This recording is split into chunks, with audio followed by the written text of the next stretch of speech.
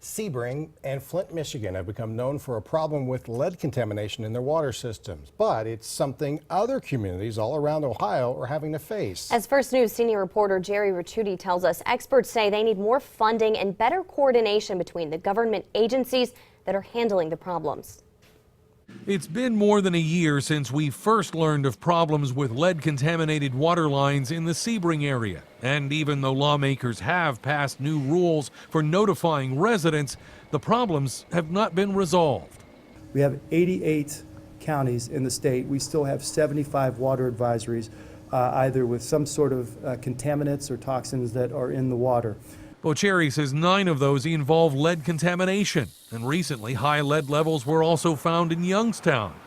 This morning, Bocherry and fellow Representative Michelle Hagan sat down with leaders from the Mahoning County Board of Health who say state funding cuts have been a problem for more than a decade.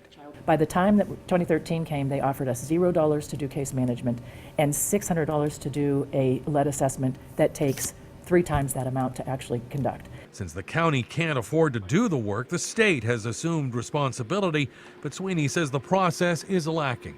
It's an easier process for locals to be able to do that than to send somebody from Columbus to try to do that who doesn't know the community. The county's lead-based pain abatement program did receive almost $3 million in federal grants last fall, but those funds are targeted.